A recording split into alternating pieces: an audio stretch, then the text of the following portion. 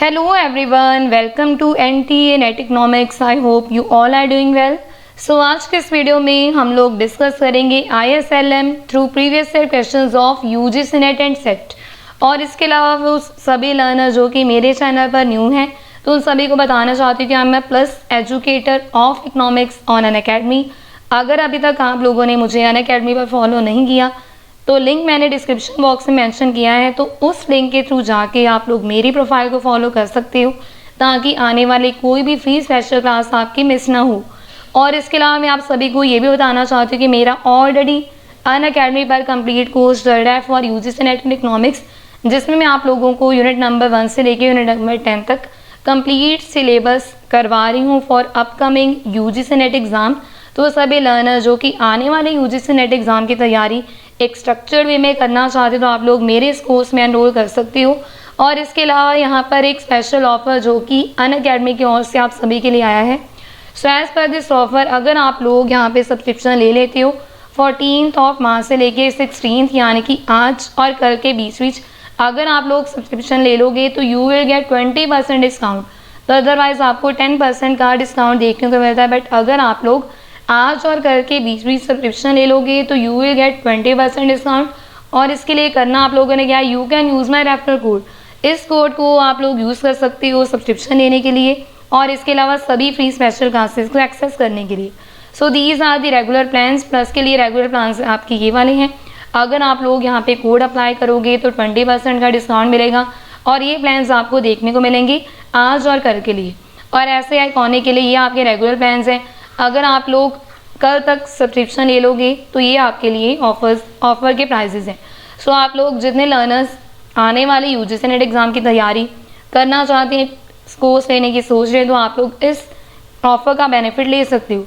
तो चलिए हम लोग शुरू करेंगे हमारा आज का session. So first question on your screen, given the consumption function and investment function what is the IS curve equation. तो यहाँ पे हमें कंजम्पशन फंक्शन गिवन है, यहाँ पे हमें इन्वेस्टमेंट फंक्शन गिवन है। IS कर्व की हम लोगों ने इक्वेशन निकालनी है। सो कंजम्पशन फंक्शन क्या होता है सबसे पहले तो आपको पता होना चाहिए। So C is equal to C bar plus small C Y. So what is C bar, autonomous consumption जो कि हम लोग करेंगे जब हमारी इनकम जीरो है। What is C, it is the marginal propensity to consume and it is the slope of consumption function. What is Y is your income. So यहाँ पे हमें ऑटोनमस कंजम्पशन गिवन नहीं, यहाँ पे हमें MPC गिवन है और हमें इनकम गिवन है। इसके अलावा इन्वेस्टमेंट का फंक्शन भी गिवन है। सो इन्वेस्टमेंट में आपको गिवन है autonomous investment minus B and I। What is B, it is the responsiveness of investment to interest. So B है आपकी स्लोप इन्वेस्टमेंट फंक्शन की एंड इट इज़ नेगेटिव।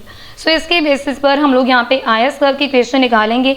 सो हमें पता है कि एट इक्विलिब्रियम यहाँ पे क्या होगा, aggregate demand is equal to aggregate supply which is further equal to income. तो हम लोग यहाँ पे इनको इक्वेट करेंगे।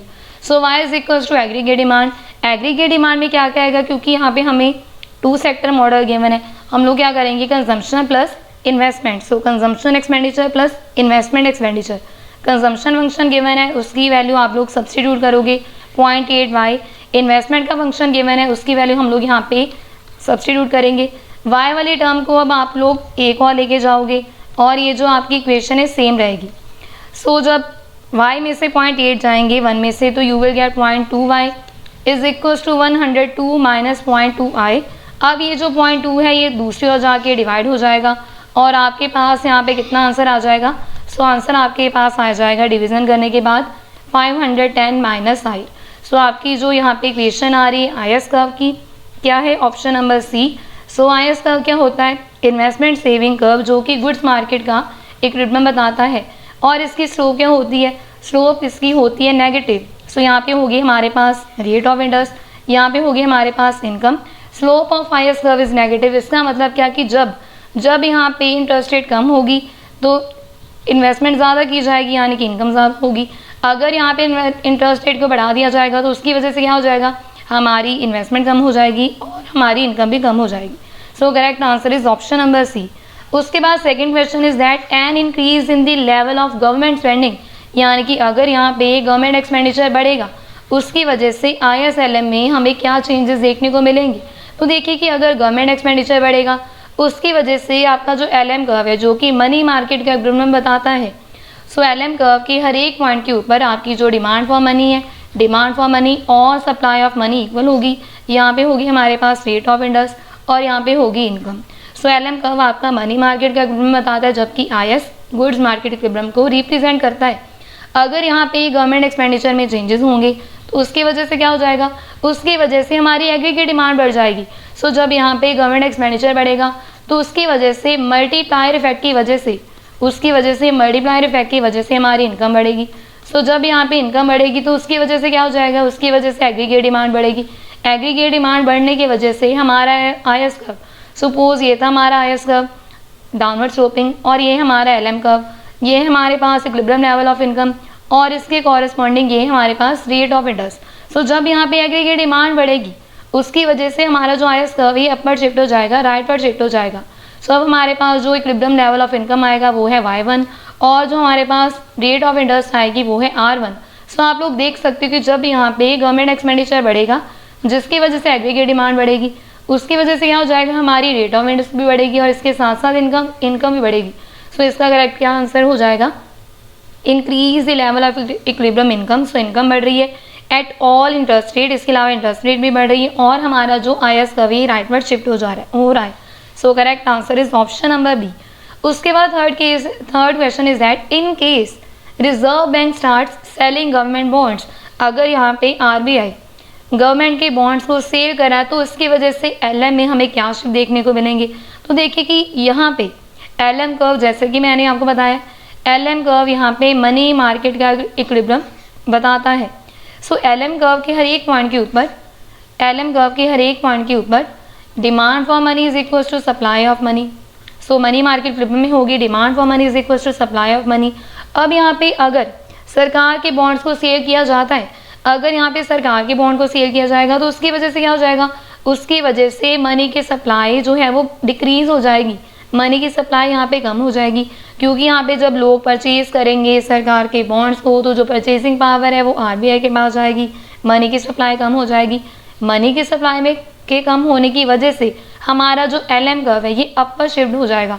सो हमारा जो एलएम कर्व है ये अपर शिफ्ट हो जाएगा, यानी कि लेफ्ट पर शिफ्ट हो जाएगा। अगर यहाँ पे सपोज आपको आता है कि आरबीआई ने स्टार्ट किया है गवर्नमेंट की सिक्योरिटीज़ को परचेज करना, सो अगर परचेज करता आरबीआई गवर्नमेंट की सिक्योरिटी को तो उसकी वजह से मनी की सप्लाई बढ़ती इकोनॉमी में। अगर मनी की सप्लाई बढ़ती तो उसकी वजह से हमारा जो एलएम कर्व था ये नीचे की ओर यानी कि राइटवर्ड शिफ्ट हो जाना था। सो इसका जो करेक्ट आंसर आएगा वो है ऑप्शन नंबर ए, यानी कि एलएम कर्व हमारा लेफ्टवर्ड शिफ्ट हो जाएगा। यहाँ पे होगी हमारे पास रेट ऑफ इंटरेस्ट और यहाँ पे होगी income. Correct answer is option number A.